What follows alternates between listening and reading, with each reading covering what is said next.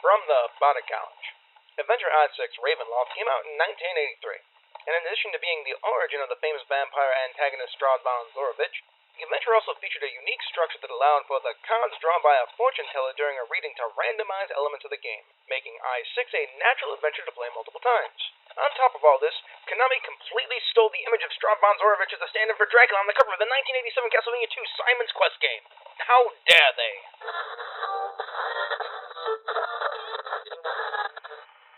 And now we present to you Thac0 with Advantage. Welcome to Thac0 with Advantage. We're two friends that have been playing D&D a long time. While we both love lots of other RPGs, D&D has cast a temporal loop spell over us that we cannot escape. Hi, I'm Ange, and I've been gaming for over 35 years. In 2014, I started writing for Gnome Stew, and I've been running the Gnomecast, the Stew's podcast, since 2017. In 2021, I kind of became in charge of the whole thing, so, I mean, there's nothing to complain about, but if you want to tell me how awesome it is, you can reach out. And I am Jared, the review gnome at Gnome Stew, and I've been gaming since roughly 1985. In addition to writing reviews at Gnome Stew, I've got my own site, whatdoiknowjr.com, where I write additional reviews and opinion pieces on a variety of RPGs.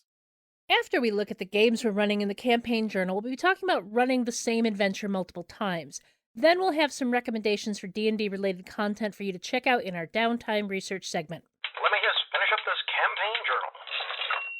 So in my campaign journal, still no City of Cows game, and unfortunately there's probably not going to be one until later summer.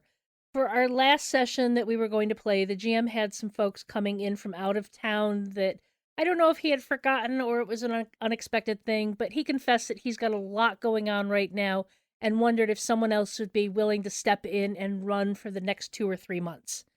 And me, being me, said, sure. Because this group is very polygamorous, we don't always play D&D. And folks requested that we do something else. Because of that, I will be running a Savage Worlds superhero campaign with the group. It's gonna be kind of a Gotham Knights style adventure, but with the serial numbers totally filed off. Capital City's Night Guardian is missing, and his former proteges and the associates must step in and protect the city while also trying to find out what happened to him. It should be fun. A little bit of street-level Gotham escapades and that type of stuff. In the other campaign, Cygnus de Guerre, Murder Monkeys or whatever it is, Monkeys of War, I think it was it is, we immediately got sidetracked from our mission because we teleported across the continent to a Temple of Mystra gate portal, only to discover the priests weren't acting correctly. In the last session, we spent a lot of time debating, how do we get where we want to go to investigate this artifact? Do we go over land? Do we gate somewhere? Where are there gates? And me and one of the other guys finally just told the GM, you tell us where the gate is and that's where we go. You know, like, there's no debating this. No, just tell us where we're going. We're tired. The player of our sorceress, Bryn, was like, I just want to blow something up. So we arrive in this temple where all of the priests are acting really sus and immediately are like, okay, we're just going, this is a now problem.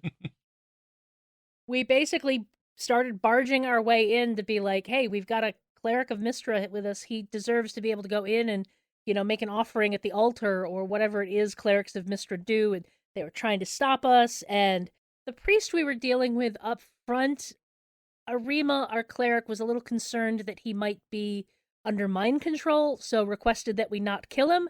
So we just knocked him out, which, of course, there was a whole debate about what non-lethal damage meant and all that. It's like, no, he's alive. He is just unconscious. And then we got into the main temple area where we were attacked by 2 priests and 4 kind of construct guardians. Mm-hmm. And we locked the door behind us with turn to stone spell that Arima always wants to use. It's like one of his solutions for everything.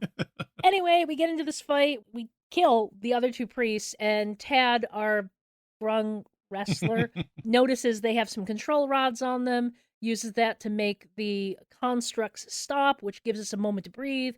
We realize that the priests are actually priests of Shar. At which point, after having played Baldur's Gate 3 twice, I just finished my second playthrough, my response was, oh, these assholes. The next fight ended up being a bit of a slog because we were fighting some Shadow Knight things that have an armor class of 21. Ouch. Who we could barely hit, but they could also barely hit us. So it took a while to get through those. That was that. We ended up stopping there because it was well after midnight, and it's like, okay, we need to stop. And we don't know if in the next session we're going to deal with the unconscious priest and his henchmen that we left in the courtyard, or if, because we think they're about ready to break through the door we had blocked, or head down into the dungeons, which of course will be even more priests of Shar shenanigans. Sharnanigans. Yeah, shenanigans. We don't actually know if there are any true priests of Mystra here. There could be some priests down in the dungeon who are being held captive, or it could have been a front for Shar the whole time. We don't know. We're just cleaning house. But also, after that experience you had in Baldur's Gate 3, you don't want to assume that there aren't innocent people to save. Exactly. All right, so my monthly Saturday D&D group, which is my daughter and my daughter-in-law and their friend, we did not play D&D this time around because they were helping me playtest something else for an upcoming review. But we did talk about the D&D campaign, and the consensus was they're having fun with what they're playing now, which they started playing with pre-generated characters, and we kind of randomly determined the plot. But now they are very enamored of the idea of making their own characters, picking their own species, deciding their own classes and subclasses. They really are at that point where they want to dig in and make sure that their characters are their own. So next time we play, instead of playing the campaign that we have been playing for a while, we are going to do a session 0, and they are going to make all new characters that are completely their own, from scratch. And I was mentioning possible campaigns, and the minute I said, and then there's Curse of Strahd, and there's this vampire, and they're like, that's the one. Which is handy, because I actually, back in 2020, I bought that Curse of Strahd revamp box set that's shaped like a coffin. Oh, the really cool shiny one. Yeah, and it's got like the custom GM screen, it's got the oversized Taroka cards, and I'm like, oh, I wasn't even thinking about this when they said they wanted to play Curse of Strahd, so I actually get to play with a toy that I spent too much money for. Now, relevant to our later discussion, have you run Curse of Strahd before? I have not. I've played through Curse of Strahd. Okay. That was where I was playing at the local game store, and my character was based on Jasmine from Aladdin. We had a Disney princess party. Okay, then. In the Thursday night game, we were dealing with the aftermath of the party finding the Orb of Dragonkind. I thought that this night's play was going to revolve a lot around discussing what they were going to do with the orb, and that is what ended up happening. The way I prepped for this, because it's like, here's an artifact, they don't know what it's going to do, and politically it could set off all sorts of problems. So how I prepped for this is I just had a list of all the people that they would normally run into, and how that person would react to finding out about the Orb of Dragonkind. I had a few people that would have suggestions that they would push them towards one way or the other. And I also had various people that I knew in the city that could help them research it if they were going to go outside to research anything. We ended up having a scene between Kazina and her sister. Kazina's sister did not have any ulterior motives for the Orb of Dragonkind. She just offered to have her smuggler friends try and get it out of the city. That was not the option that they went with. It was interesting because I was ready for people to maybe try and do a little bit more research, but instead of going outside to do research, one, we do have a Dragonborn fighter that has a ridiculously good Arcana skill. And I believe he rolled a nat 20? Yeah, so he learned several pieces of information. For every 5 over the DC, I gave him an extra piece of information, so he picked up like 3 extra pieces of information about the orb there. And also, to get more information about it, our dwarf cleric attuned to the orb, which could have been dangerous, but worked out all right. But I was so close to getting somebody to speak the command word so they could talk to the dragon spirit in the orb. It came up, and it almost happened. It was funny, the debate on who was going to attune to the the dragon orb because initially Kazina was like, I'll do it. Okay, fine, I'll do it. At which point Marin was like, no, I'll do it. And I'm like, the hell you are. You're a dragonborn. You're not attuning to this. At which point I was finally like, Mazrim does it because he's the most neutral among us. We probably should have had Ivy do it, but Ivy's kind of explosive. It's just little did we know she would have stood the best chance of being able to handle actually talking to the dragon in the orb. It is interesting though, because that's one of those balance between game rules and knowing the character, because Ivy has also already like bonded her soul to a void dragon. So maybe she isn't the one that you want to have talking to the dragon spirit in the orb. She's kind of collecting dragon friends like Pokemon. So they found out all the information that they were going to find out, mainly that if they did try and use the power, there was a chance that the dragon spirit could possess the person that was using the orb, and it would get free because it really wanted to get loose. And they also found out that even though a powerful enough magic item could destroy the orb of dragons, it also sent out destructive shockwaves every time it was hit for damage. So they started planning for this. Marin has a magic trident that was powerful enough to damage it. They decided to sneak it out of town, take it down the coastline, and destroy it by the seaside. Mind you, we had found out at this point that the dragon inside was probably a powerful sea dragon.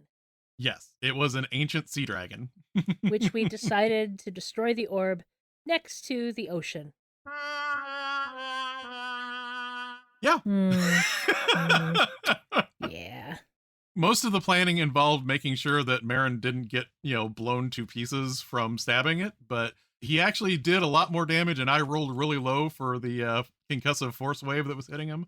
So it took about 2 blows before the orb finally cracked and exploded, and the dragon spirit was freed. Everyone lived happily ever after.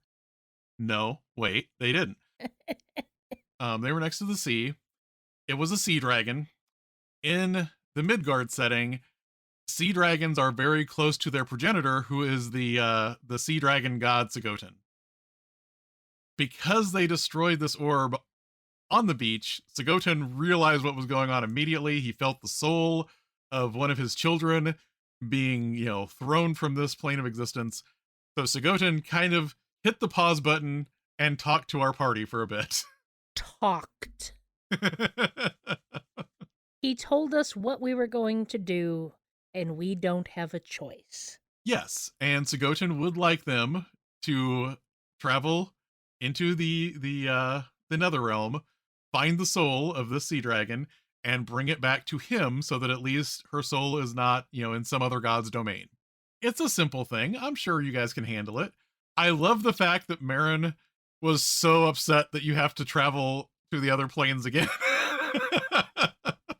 Yeah, he just does not like planar travel. I mean, maybe we can get him some, anti-planar travel sickness meds or something before we go.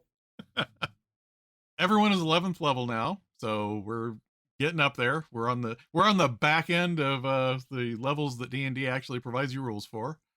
One of the things I really did like in this session, though, was there wasn't tension among players, but there was some tension among the characters, and it was nice to see that because people were thinking from their character's perspective as they were talking about what needed to happen with this orb.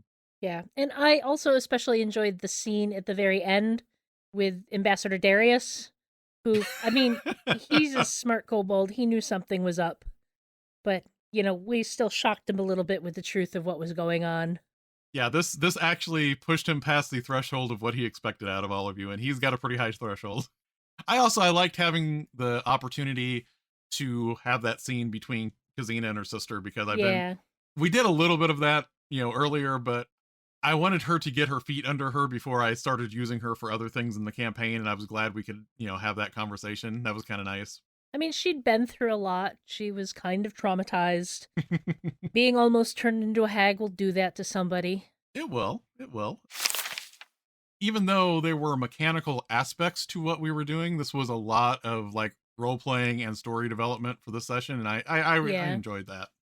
I think, though, we may have come to the end of my campaign journal. So now let's talk about what we're doing today for the workshop. Welcome to the Dungeon Master's Workshop. Many times when we play D&D, we think about the next thing that we can do, whether it's a new campaign conceived by the DM or the latest hardcover campaign adventure. We tend to think linearly, moving from one new adventure to the next. But what if all the things that you learned from running an adventure one time could be put to good use all over again? Today, we want to talk about running adventures more than once. So, Ange, why would you want to run something that you've already run before? There's a whole bunch of reasons. First of all, sometimes ideas are worth revisiting. You've run it once before, there might be other things to explore. I just said in my campaign journal that I have just finished my second playthrough of Baldur's Gate 3. It's like there's reasons to replay things. Sometimes it is easy prep. Like you need to run, you need to step into the role of GM for a group to keep things going, and it will be easier for you to run something that you are experienced with. Maybe something about running it for the first time makes it worth trying again. Sometimes that could be the first time didn't go as well as you wanted, or you didn't understand it as completely as you wanted, and you want a do-over. And then there's conventions. It is always good to have a solid adventure in your back pocket that you can pull out and run at conventions. I don't tend to run D&D at conventions. I do have a D&D adventure that I have run multiple times at conventions and game stores and stuff like that. But for the most part, I run other stuff. But I absolutely love getting to see what different players do with the same problem. Like how do different people approach the problem that the adventure is setting forward? What do they do? And it's like so good to see how different people do things. It's really brilliant. It's one of the reasons I love running at conventions. Honestly, a lot of my experience, at least with D&D type gaming and running adventures more than once, has to do with Pathfinder Society and Adventurers League with organized play. Mm-hmm. Because there are a lot of times when once you get a scenario under your belt and you understand the ins and outs of it, it's a lot easier to just say, okay, I'll run this for us. Especially if you end up running something because another DM didn't show up or, something of that nature. A lot of times if you know that adventure, you can just put it out there and run it and it's in your head. You know all the little ins and outs of it. There's absolutely no shame in reusing work you have already done in another time and place. Ideas are good. They're worth revisiting. I mean, there's some other details we'll get into about this later, but we don't watch a good movie once and then never watch it again. Actually, I was in college many, many years ago, and I was in this class, and we were talking about memory and, what would be the bad things about losing your long-term memory or things like that. And I was like, oh, never getting to reread a book. And there were a couple of people in class like, you reread your books? And I was just like, you don't? Like, the idea that people don't revisit things that gave them joy is like, it's running a game that you have run before is got some different aspects to it, but there are still things of like, there are good ideas in there. Let's revisit them and figure out what's going on. I also think this is not as common now, but there were some adventures that were kind of major events for certain settings. Mm-hmm. And those are another thing that I think people kind of want to revisit with other people because it kind of relives an important part of the setting. Like, I know there are people that have run the original War of the Lance, the Dragonlance campaign in first edition, second edition, third edition, probably not fourth, but they've run it in every edition because they really enjoy that story and they really like Dragonlance and they want to see how someone else puts a spin on how the War of the Lance unfolded. Oh yeah. What can you reuse from your previous run of adventures? Obviously, your notes, the adventure materials you put together are completely reusable, including the monster stats, the encounters you've put together. Honestly, the knowledge of how things went the first time. That can give you an idea of how things might go this time, of how certain players approach things, or, as is inevitable in most games, how you didn't expect your players to approach something in a certain way. And now you've got an understanding of oh, players might go that way, or they might go this way that I originally expected them to.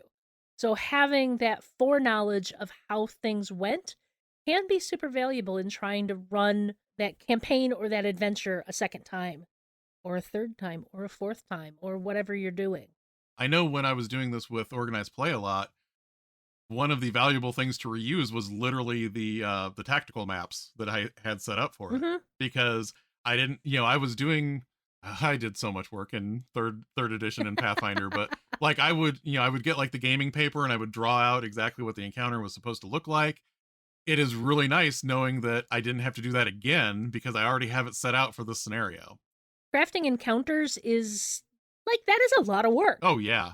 It is a lot of work to, especially if you're doing it from scratch. I mean, it's still even work if you're doing it from a module or a pre-written adventure, because you still need to make sure that that's going to work for the players you have at your table. But figuring out, how many monsters of what type, where are they going to be, how does this encounter get triggered, what is the landscape of this encounter like? All of this stuff is work that you have to do up front. And being able to just pick up that puzzle piece and put it in the new game you're running, that's lovely. Yeah, and it's interesting. I don't think we always realize the amount of mental space that things take up in our heads, because there are times just knowing that, oh, last time I ran this encounter, I started them on these squares and I started the enemies on this square, and not having to think, wait, where should they be? Reading the encounter in the book, it doesn't say exactly where they're at. Where should they go? But I've run it before now, and I knew it worked out fine when I put these here and these here. And that's one less thing that my brain has to go through as I am setting up that encounter. So I got the brain space free.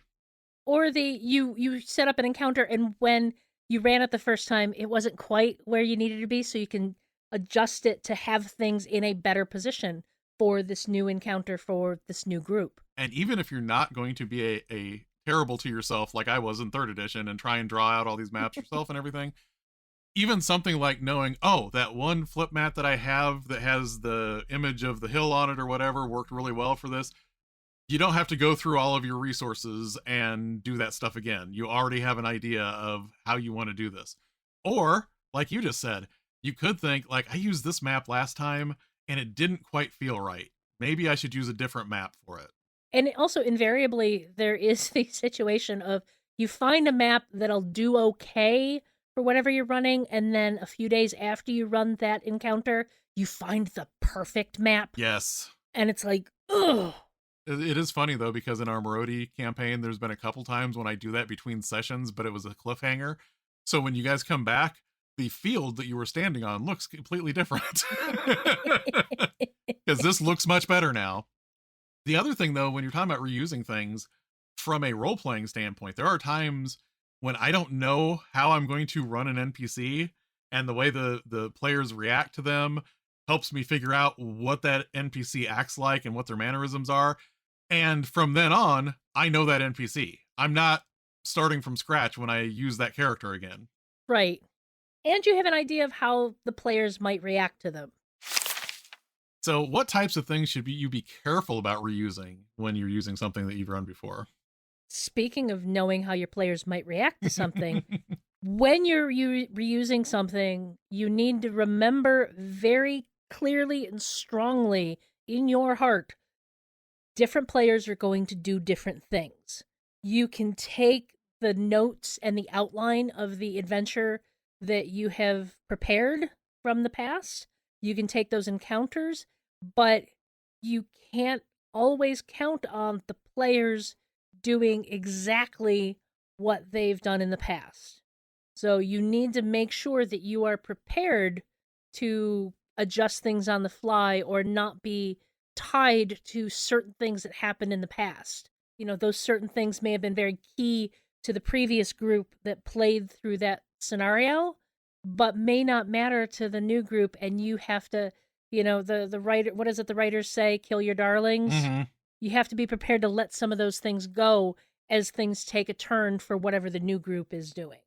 Yeah, I have run into that, especially when I was in organized play, where when I had run something like maybe 3 or 4 times, there were times when it's like, oh, the last 2 times people always found this thing. So I don't need to give them any clues that this thing is over here. And then you go through the 3rd time and nobody's going anywhere near the thing. Nobody's picking up on anything. And you're like, oh man, now I have to drop a clue in here. I can't run this the way I have the last couple times. I had a thing I was running at conventions. It wasn't D&D, but it was a fantasy game.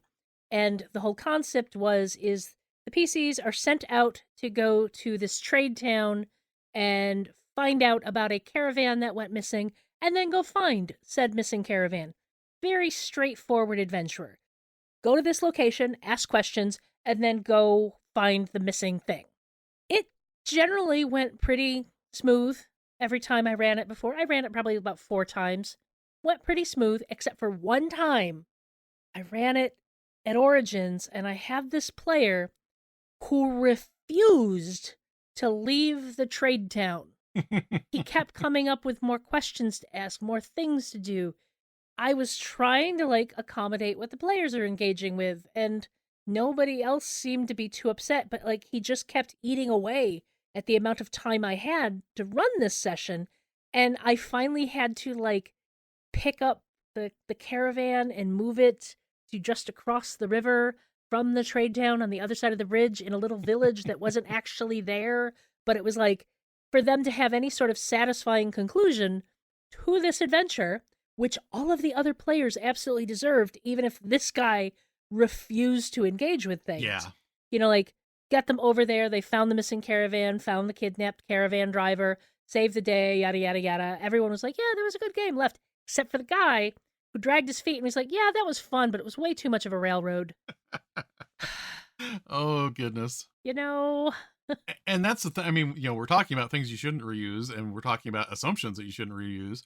One of the things that's really interesting about players is you can get a much different feel when you have a group where everyone is engaged and everyone is pushing buttons and turning dials, and if one person doesn't pick up on something, somebody else will.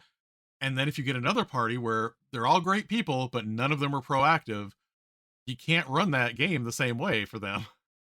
one other thing I'll say about something to be careful of when reusing materials, you don't want to do this to a group you've already run the game for. Yeah. It is one thing if a player chooses to be in a game where they know they've been through it. Mm-hmm.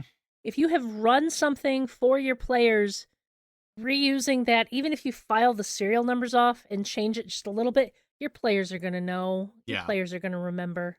This is a general piece of advice I will give to GMs.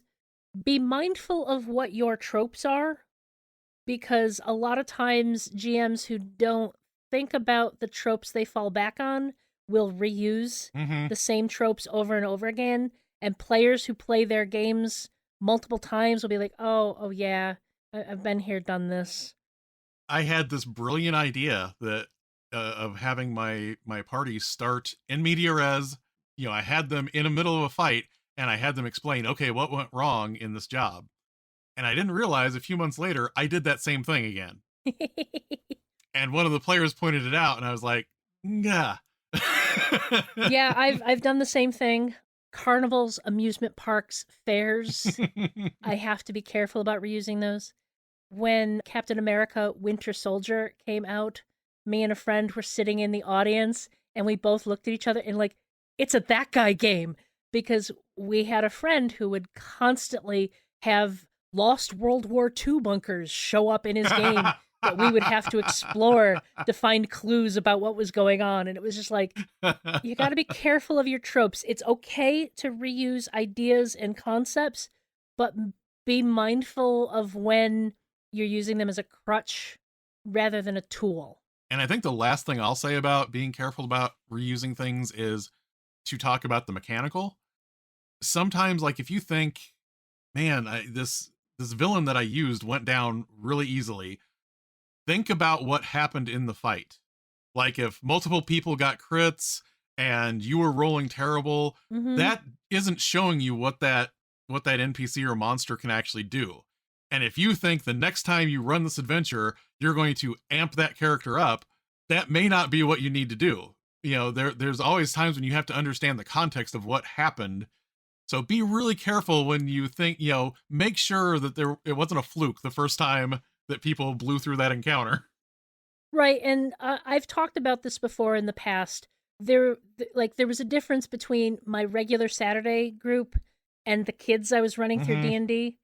My Saturday players are extremely savvy, competent players who pick up on small things, who are very tactically minded. We blow through stuff that is supposed to be super hard or difficult encounters. Meanwhile, the kids, they weren't very experienced with D&D. I sometimes had to like tone things down a little bit, or they would have, like something that the other group would have just breezed through would have taken those kids out. So you have to be mindful of the experience level of the players you're bringing this encounter to. Yeah, definitely. And it's funny that you mentioned your Saturday game because, like my daughter's group, they were so excited to have their druid cast heat metal on the paladin sword because I was going to let her do extra damage, even though it was damaging the paladin. And it's like, not good tactics, but they were so excited that they could use a spell in a way that it wasn't meant to be used to do something neat with it. In my kids' game, my niece was like playing a druid, and she's like, I want to bonk something. I want to hit it with my stick. And I kept being like, honey, you have a spell for this. It's called Shillelagh. It makes your stick magical so you can bonk them harder.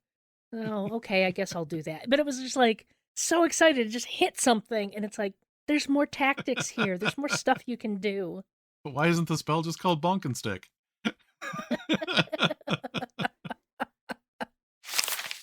Let's take a moment and talk about published adventures. Is there any difference between rerunning those versus rerunning your homebrewed material? I would say that you still need to prep running a published adventure. So if you've run it before, you have an idea of where things, need to be adjusted, because like, I love published adventures. They're great for ideas. Sometimes I wonder if the authors of published adventures have ever actually played with real players, because they will make assumptions about what players will do that no player would actually do, unless a GM forces them to, because they're railroading them through a published adventure. I think published adventures probably get reused more than people's homebrew games. So there's probably a little more, leeway with running them for different groups.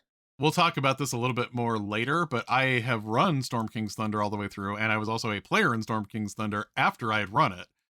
If you ever sit down at a table with a published adventure and try and run it out of the book without having read it first, please do not do that. I'm sitting here making a face. Don't do that thing. No. Even when you are reading the adventure and trying to parse it before you bring it to the table, there are still times you're just like, what the hell are they thinking here? What are they referencing? Where is this? And that's when I go to the PDF and I start searching for certain words. This is one of those issues of, we all prep for what makes us comfortable for running. Yes. Pre-written adventures are written by people who this may be the way they run.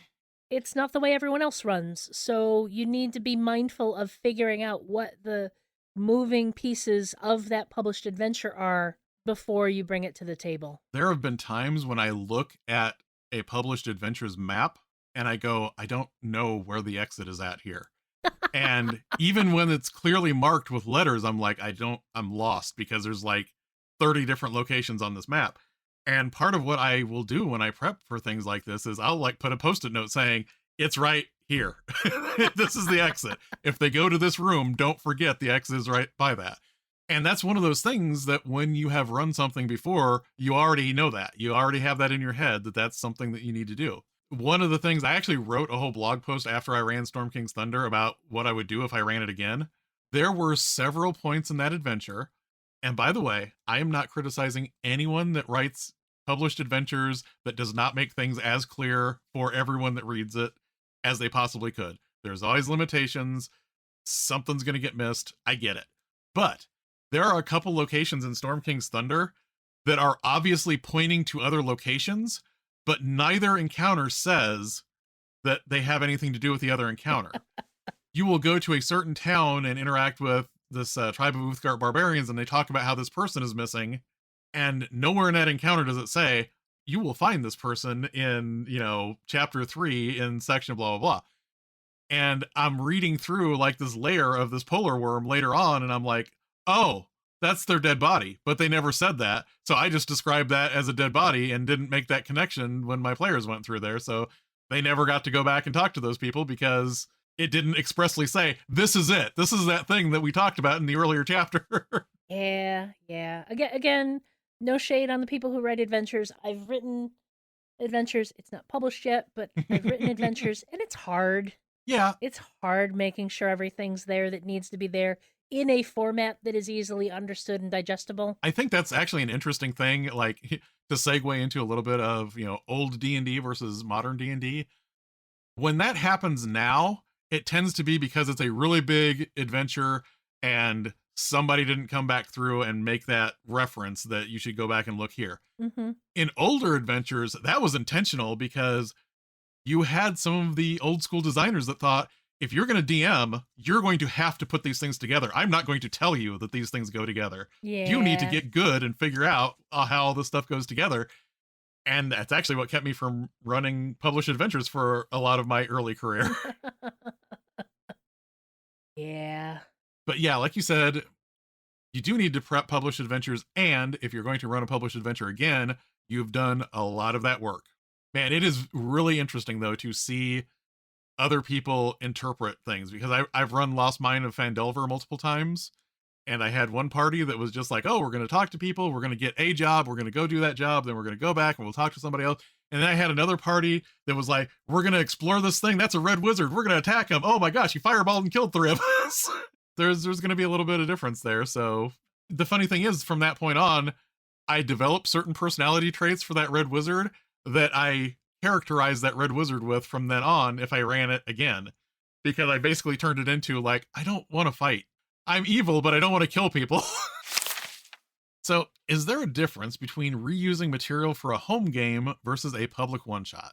I would say that reusing material is almost a requirement for convention one-shots.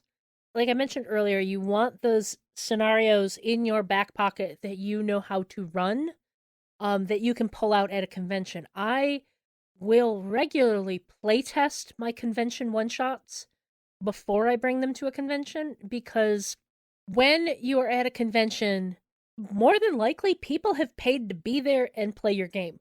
Whether or not they had to pay a ticket fee to get into your game or just pay to be at the convention itself, they have paid to be there. You are still a player at that table, you still deserve to have fun, but you have agreed to provide an experience for those players that have come to your table. So you really want to be comfortable in running whatever adventure you're putting on for that convention. Running it as a playtest with your friends at home gives you an idea of where it might be too long, where it might be too short, where your encounter might be too easy, too hard, clues that might not be as obvious as you thought they were, and allows you to know those areas where you need to adjust. And then there is also that thing I mentioned back at the beginning about how absolutely delightful it is to see how different people approach the same problem. Mm-hmm. I have a one-shot I bring to conventions called The Lost Star of Windover. Every single group has solved, completed the ending in a completely different way. Mm-hmm. And it's just brilliant to see how they do it. And like one of the ones I love is that my friend who was in my playtest, who played the druid, was like, oh, how did the group at Gen Con do it? And I told him how they solved it. And he's like, they could do that? They could solve it that way? Oh man, why didn't we think of that? And that's just, it's so much fun to see that type of thing with one-shots. And you don't get that unless you are running the same scenario multiple times. And I think, one of those things that's really important in understanding the difference between that home game and your public game is you might run a scenario and you run through everything except that final boss fight, and everybody's raring to go. And in your home game, you're like, oh, everybody's got to go home. We'll just wrap this up next week. And you can't do that at a convention. No. And if you find out there are certain parts of the adventure that when you're running at home are the big highlights that everybody loved, you might have to cut out everything that aren't those parts for the convention. Yeah, you really need to be able to bring it in under the time limit for a convention one-shot. There are two things I find frustrating with convention one-shots. One is the DM who sits down at the table and runs it from the module, and he has never actually run it before. Yep. I find that incredibly disrespectful and a waste of my time, because I have paid money to be at that convention, maybe bought a ticket for that game, and for them to waste my time like that, I have standards. Mm-hmm. I have standards. I don't appreciate that. The other one is the GM who doesn't know how to manage their time, and you get to about 15 minutes before the end of the session, they're like, we've still probably got an hour to go. You guys can stay, right? It's like, no. Even if I don't have anything to do, I probably have lunch plans with friends, or, I need to do something before my next game, or I just want to go back to the game, the room or the hotel and hang out with my friends. It's like, it's you respect your players' time. Yeah. You need to do this with your home game as well, but there's a little more leeway. Oh, yeah. There's a little more wiggle room for things. But for a convention game, respect your players' time and their presence in your game. I know not everyone is like me, but as much as I love being at conventions, I have to plan a lot of times to have at least an hour between events. Like, I can't go from one event right to another because I have to de-stress. I have fun, but there is a certain level of I am around a lot of people that I'm not used to, and it's loud and it's crowded, and that anxiety level starts going up, and I just need to go somewhere quiet and recharge for that hour in between sessions. And if you run over, even if, you still have the space and all of that, that person that may need that time isn't going to get that time. I mentioned the game I ran several years ago. It was probably 2017, so it was many years ago. Basically, where I had a completely non-proactive table. I literally had to kind of shove them to the finale of that game. They spent probably 60% of the time of the session investigating something that should have only taken 45 minutes, maybe an hour, but they spent 2.5 hours. So all of the other things that were in that game that they could have been exploring, investigating, engaging with, I had to just slash and cut and get them, like, here's the blunt clue. This is where you need to go for the finale and get the thing. And, like, even then, we only had, 15 minutes left. So I had each of them narrate one thing they did to defeat the bad guy. Mm-hmm. And I had one guy, but we should be playing this. And I'm like, yes, we should. Mm-hmm. But you guys didn't get here in time. And now I'm trying to give you the finale of the game so you at least have a complete story, because I'm not staying here one more minute longer than I have to. Speaking about conventions, I'm going to ask you this. What about organized play? But I've been saving up a lot of stuff from some of these other questions for this question. Yeah, I'm probably going to bounce this one right back at you, because I've kind of avoided organized play. I have thoughts, and they're not all kind, but I think organized play serves a very important purpose in our modern RPG hobby, but I don't think it's executed as well as it could be in a lot of situations. So, Jared, what about organized play? Well, first, since you mentioned your mission statement about what organized play should be, I think organized play should be primarily to get new people into the game and give them a game when they don't have one to regularly play, to get people that are, long-term players that don't currently have a game, and then everybody else. Where I think a lot of organized play falls down, and this isn't one organized play, I've seen multiple organized play programs fall into this, it starts catering to the people that play organized play all the time. It's not the new person, it's not the person that doesn't have a home group, it's the people that are like professional organized play players, and the rules start to cater to them, and that usually makes it less friendly for the brand new people or the people that don't get to play that often. I've never engaged with organized play at a friendly local game store or anything like that. My experiences have been at conventions, and as a new player, I very much felt like an outsider. Mm-hmm. You sign up for a game, they say there'll be characters provided, you show up, and all of the other players are like, what do you mean you don't have a character? What do you mean you need to take one of the pre-gens? Ugh, Yeah. come here, let me help you level your character up because you should have this gear. And just, like, it's not welcoming. I agree. When I was running Pathfinder Society, there became a sort of idea of this pregen is terrible and will ruin your party if anyone takes it.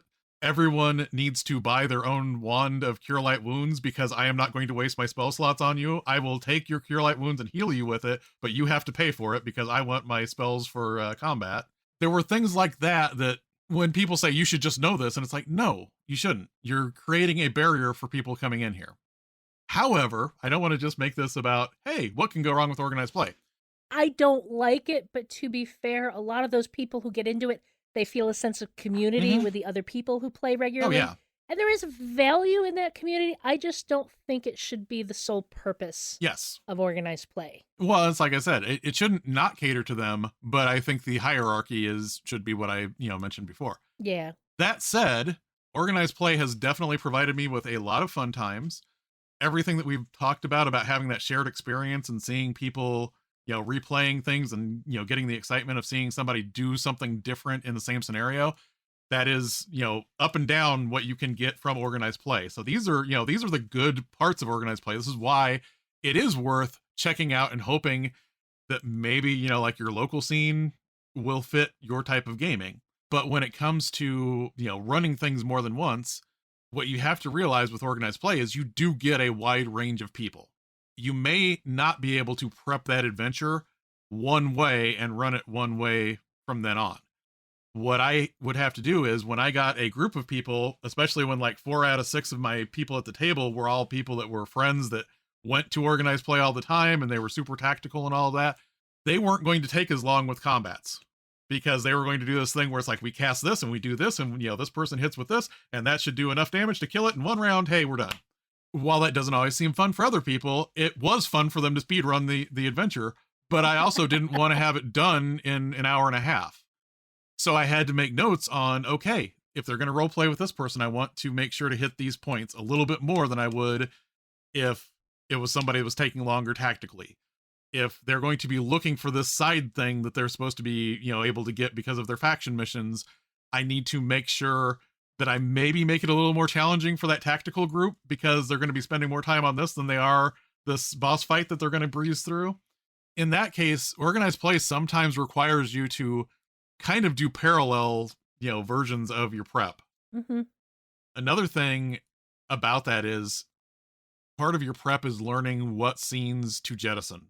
Because, like you said, I saw too many things in organized play where people were like, oh, well, we probably still have an hour to go, and the session is wrapping up. So I'm going to tell you, there is this vault with this lich, and then this trap happens, and then you have to do this, and this, and this, and this, and here are your sheets. You get all these magic items, you get this. I hope you had a wonderful experience from me taking 5 minutes to explain what would have been another hour of adventuring. And the thing is, if that's going to be the end of the adventure, and they're not going to miss something vital to the story of the adventure, get rid of some of those things in the middle. And part of your prep is saying, this encounter only happens if we need it to. I had it down to where it was like, okay, if we get 2 hours in and they aren't here, this one's going out automatically. I just know I'm going to throw this one out. That's kind of rough because you do have to play through it sometimes and kind of get in that time crunch once in a while in order to realize that you're going to have to do some of those things. And that's where maybe if you do have organized play that you would like to run multiple times for, find some friends that also maybe want to, play through an organized play adventure so that you can, like you were talking about with some of your scenarios for conventions, play through it with your home group so you realize, oh no, this thing's going to take way too long.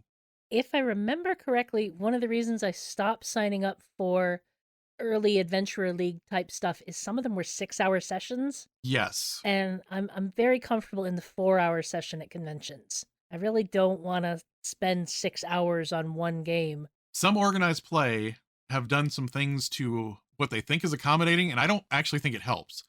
Pathfinder Society for a while went from 4 hours to 5 hours, which screws with a lot of convention slots because a lot of conventions don't have 5-hour slots. Or if they do, it's because they have an hour gap between slots. That's meant to be the, like, go grab yourself something to eat, go grab a refreshment, go browse the dealer's room and spend money on the people who paid to be here. And if you steal that away from players, that's not good for the convention as a whole. And Adventurers League did a thing where they were putting out adventures that if your people go straight to the thing, it's a 2-hour adventure. If they engage with this part of it, it's a 4-hour adventure. If they decide to do all this other optional stuff, it's a 6-hour adventure. I did not like that either. There were things that were written to be 1-hour adventures, and a lot of those were really good and really focused, and you could run them in 1 hour because 5e is actually pretty agile, especially at lower levels. It doesn't take you forever to do a combat. It doesn't take you forever to resolve some of these things. But I would much rather someone say this was designed for an hour and it runs in an hour than to say, well, some people have problems with this coming in at an hour, so maybe it's a 3-hour slot now. I don't think that helps people get used to what they need to learn about running for organized play. Again, this might be a little bit of a tangent. One of my issues with organized play is I want organized play to teach new GMs. Mm-hmm. I want them to teach GMs not just how to run that system, but how to be a good GM. And I don't think enough of them offer the advice or the tools that people need to better, run a game. The number of organized play GMs who have shown up to the table without having read the adventure is just offensive. Yeah. I've never run into that at Origins or Gen Con, but I have run into it at smaller cons, and it's still just like, no, I'm giving you 4 hours of my life. I am not here for you to read the book at me. I wish they would do better about vetting their GMs and making sure their GMs have the tools to know how to run things. And that's having the, hey, you want to fit it in this 4-hour time slot. You want to do the opening. You want to do the finale. What you do in the middle, you want to have something cool in there. But if you need to cut out this thing, cut out this thing. And another thing that's a little trickier in Adventurers League, which is something I liked but is also tricky, is that you can run the regular hardcover adventures. And this is not as much of a problem now because now there are rules to where basically it's like, if you played 4 hours and you want to level up, you can level up. But if you level up past what this adventure accommodates, you're not playing the adventure anymore. So it's up to you whether you want to level your character up fast or whether you want to keep playing that adventure. But before that was the case, when you were running something like Curse of Strahd, you had to be mindful because even if you had run Curse of Strahd with your home group, and even if you have, played this before, you need to find them a milestone where you can cap things off and say you get this many XP and you get these items and everything by the end of the night. You're not necessarily trying to get them to speed run, but you are kind of looking at where the next milestone is so that they have an actual ending point if they don't come back for 3 weeks and they don't play this again. Yeah. That was a lot of oxygen used on organized play, and I had feelings, and I put in a lot of hours for that. So looking at this from the player side of things, what about playing in adventures that you've played before? You're going to be able to talk to this because, as you mentioned before, you ran Storm King's Thunder and then played in Storm King's Thunder. I've had the situation before where I didn't have anything else to do and a GM was running something I had already played, so I just jumped in the game. You need to be respectful of the other players. Just because you know where the MacGuffin is doesn't mean you speedrun there because you can ignore all the clues. No, you take a more passive role and support the other players in an adventure you've already played. If you didn't realize it was going to be the same adventure the GM has run, just privately let them know, hey, I already played this. That can be like the thing that happened to Jared and me, where players are like, didn't you already run this before? And you're like, no, but crap. It's like you can still have fun playing something you've already experienced before, but you do need to be respectful about the other people who are experiencing it for the first time. Actually, because it's in the public zeitgeist, I am going to throw this out here. Playing something that you've already played in or run is almost like watching X-Men 97. There are a bunch of elements that I know from reading the comics in the 80s and 90s, but they are in a different order and they happen in different ways and they're being combined in ways that can still surprise me. And that's what can happen a lot if you're playing this adventure with different people. One of the things that was neat when we were playing Storm King's Thunder is I talked to John about that. And essentially, I had a character that he wasn't dumb, but he wasn't extremely bright, but he was very focused on knowing about giants.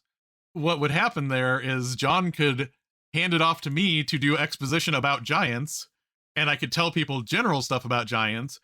But if we got to a point to where I knew that something was like, oh, this is a decision point, and I know where each direction goes, I wouldn't make the decision. And I think that's an important thing to remember when you're playing. Sometimes you can play through it again. I don't think you can play through as someone that's going to be a leader in the party. Yeah. I think you really have to be in a support role to do that well. In some ways, you need to be part of the supporting cast rather than a lead. Mm-hmm. You can still play, you can still enjoy it, but take a step back and let the other players make decisions. In a lot of ways, in that Storm King Thunder's game, Nograt was our tour guide. Yeah. Like, he'd be like, oh, this is a such and such, and, oh, this is such and such. I was a tour guide that got to roll for initiative and get into fights, so that was fun. Yeah. One of the other things that is kind of neat, and it's something that you can do only when you've had somebody that's played through these things before, is if you have someone that knows they shouldn't be making the decision or they shouldn't be solving the puzzle, but the rest of the party gets stumped, it's really great to have that person where the GM can nod to them and kind of go, okay, you can give them a hint now. You can push them in the right direction. And what's kind of neat is as long as you don't just go and do the thing yourself, you're just saying, maybe turn that to the left. As long as you're doing something like that, it still feels like the party solved the thing, because when they got into that jam, it's not the DM that gave them the hint. It's somebody else in the party that gave them the hint. Yeah. And I think that's a neat thing that you can do that you wouldn't have otherwise if you didn't have somebody that was in on it. It's almost like having a co-GM or an assistant director that's, also an actor in the film. Yeah. I don't know how many more ways I can mangle what it's like to play through something here. It's like a nostalgic cartoon where you're also an assistant director. There you go. No, it's fun. You can do it. Be respectful of the other players. Take a back seat. Let them take the lead. Do you have anything else that you can think of about running adventures again? Like I mentioned at the beginning, recycling ideas is perfectly valid. Mm-hmm. I am about to start a campaign with some other friends. It's not D&D, so I'm not going to talk too much about it. But I'm going to start a campaign with friends that is reusing a campaign concept I did a decade and a half ago that I enjoyed, but I feel like now I have the skills to do it differently and better and keep a more consistent tone with it. You can reuse your ideas. I've spent so many years playing this game. I've spent many years now running this game or games, and there's just a lot of cool ideas out there that they still have legs. Oh, yeah. You can still reuse them with different people and do different things with them. One of the things that I tend to do at the end of a campaign, if I run a series of adventures or like a big campaign hardcover or something like that, is I will do a post-mortem of the campaign at the end of it. That is basically me just sitting down and going, okay, what parts of this were rough? What parts of this went really great? Would I swap this monster out for that monster? And me, because I have a blog and I can't stop typing, most of these are on my blog, but consider doing that. Do that post-mortem after the game and think about how things went, because that may convince you that, hey, this went really well, but it could go even better if I did all these things that I noticed. There are reasons to reuse stuff you've done before. No time for rest, you two. Get on with your downtime research. So, moving on into our downtime research segment. Every episode, we're going to look for something related to D&D that we want to pass along to you, our listeners. It might be products, websites, videos, or podcasts, but it will always be something that we think will enhance your D&D experience.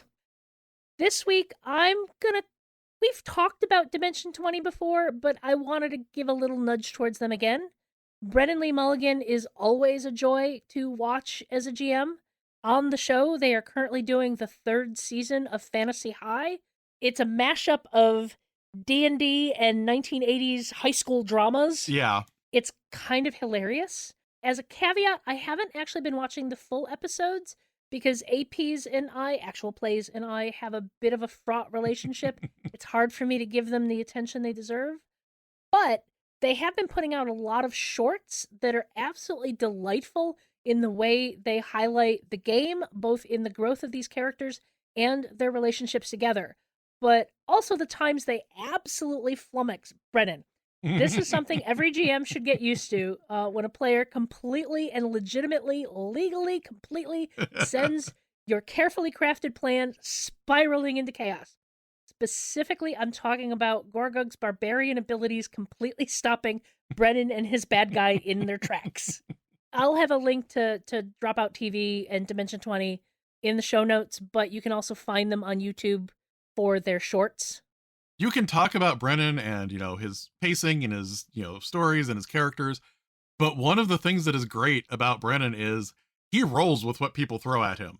He may look like a deer in the headlights for a few seconds, but he doesn't try and push them down a certain road. He is the opposite of any kind of railroading. It is like, this is the path that you have chosen. We are going to explore it now.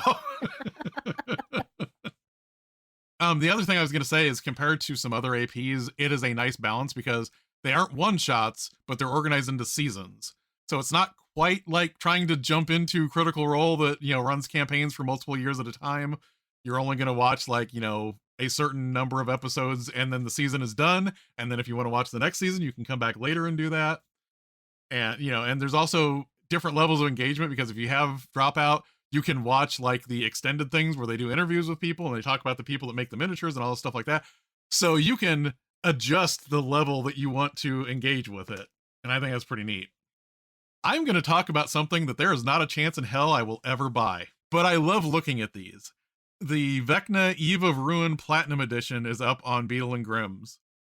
And if you've never heard of Beetle and Grimm's, they're a premium D&D third-party company. They make a campaign box, so they will break down the adventure and put it into individual chapters, so it's a little bit easier to reference. They will come up with, different play aids and things like that.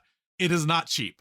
There are varying levels depending on the adventure, and sometimes there's lesser versions where they don't put all the bells and whistles in there.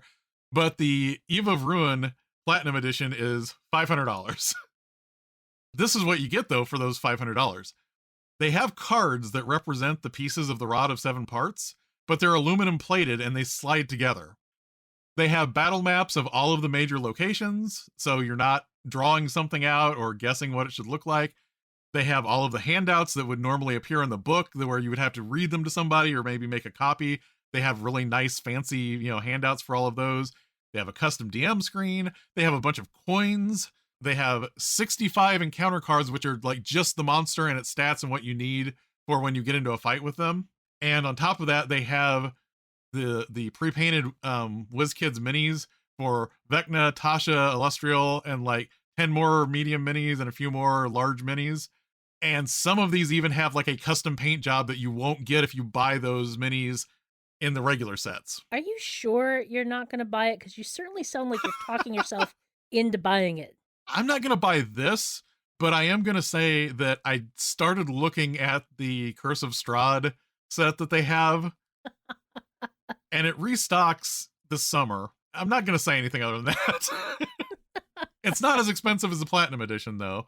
But if you would just like to see the kind of things that go into these things, to browse these things, to dream about what your campaign may look like if you had unlimited funds, I'm going to put a link in the show notes for the Platinum Edition of Eve of Ruin. But once you're on Beetle and Grimm's site, you can poke around and see all the other box sets they have. They're pretty neat. We're happily part of the Polygamers Podcast Network, helping you run and play your best games. We think you'll enjoy another Polygamers podcast like Pandas Talking Games, queer gamers talking about tabletop role-playing games and making outtakes. Join Pandas Phil and Senda every Wednesday answering listener questions about playing, running, and designing TTRPGs. Get cozy and let's talk about some games. Get a lot of P's going on there. Yeah. We've used up all of our resources, so I think it's time for a long rest. I hope this adventure was rewarding for you, and we hope you'll go exploring with us when we start our next adventure.